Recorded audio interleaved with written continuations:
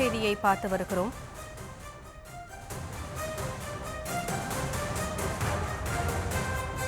கேரளாவில் பிரபல நடிகையை பாலியல் துன்புறுத்தலுக்கு உள்ளாக்கிய வழக்கில் இன்று தீர்ப்பு வழங்கப்படுகிறது.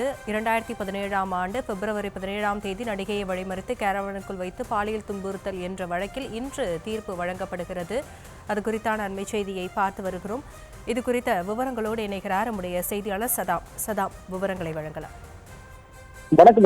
கொச்சியில் பிரபல நடிகை கடத்தல் வழக்கின் தீர்ப்பானது தற்போது சற்று நேரத்தில் வெளியாக உள்ளது. இந்த தீர்ப்பானது எர்ணாகுளம் முதன்மை அமர்வு நீதிமன்றத்தில் விசாரிக்கப்பட்டு இந்த நிலையில் தற்போது இந்த தீர்ப்பானது சற்று நேரத்தில் வெளியாக உள்ளது. 2017ஆம் ஆண்டு பிப்ரவரி மாதம் 17ஆம் தேதி இரவு 9 மணி அளவில் திருச்சூரில் இருந்து கொச்சி செல்லும் சாலையில், அதாவது கொச்சி மாவட்டத்துக்கு உட்பட்ட அந்தமானி பகுதியில் ஓடிக்கொண்டிருந்த அந்த கேரளாவை சேர்ந்த பிரபல நடிகை பாலியல் துன்புறுத்தலுக்கு ஆளாக்கப்பட்டதோடு கடத்தப்பட்ட அந்த சம்பவமானது திரைத்துறை மத்தியில் மட்டுமல்லாமல் நாடு முழுவதும் பெரும் பரபரப்பை ஏற்படுத்தியது.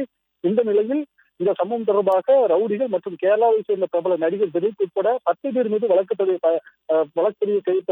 செய்யப்பட்டதோடு இது தொடர்பாக கைதும் செய்யப்பட்டனர். இந்த விசாரணையானது தற்போது இன்றைய தினம் எர்ணாகுளம் முதன்மை அமர்வு நீதிமன்றத்தில் தற்போது தொடர்ந்து விசாரணை நடைபெற்று வருகிறது. இந்த நிலையில் இன்று இந்த தீர்ப்பானது தற்போது சற்று நேரத்தில் வெளியாக உள்ளது. 8 ஆண்டுகளுக்கு பிறகு இந்த தீர்ப்பானது சற்று நேரத்தில் வெளியாக உள்ளது. மொத்தம் 261 சாட்சிகள் விசாரிக்கப்பட்டுள்ளதாகவும் அதே போல மொத்தம் இதற்கு 438 நாட்கள் எடுக்கப்பட்டது என்பதும் குறிப்பிடத்தக்கது. இந்த நிலையில் சற்று நேரத்தில் இந்த தீர்ப்பு வெளியாகும் உள்ள நிலையில் சம்பந்தப்பட்ட குற்றவாளிகள் அனைவரும் தற்போது நீதிமன்றத்தில் வந்திருந்துள்ளனர்.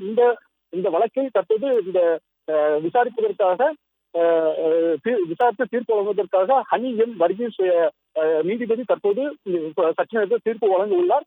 மேலும் அந்த பகுதி முழுவதும், அதாவது கோர்ட் வளாகம் முழுவதும் ஏராளமான போலீசார் பணியிலும் அமர்த்தப்பட்டுள்ளனர். இந்த தீர்ப்பை தற்போது வெளியாகும் நிலையில் பொதுமக்கள் இந்த கேரள திரைத்துறை மட்டுமல்லாமல் அனைத்து இதிலும் மிகவும் எதிர்பார்ப்போடு இருந்து வருகின்றனர்.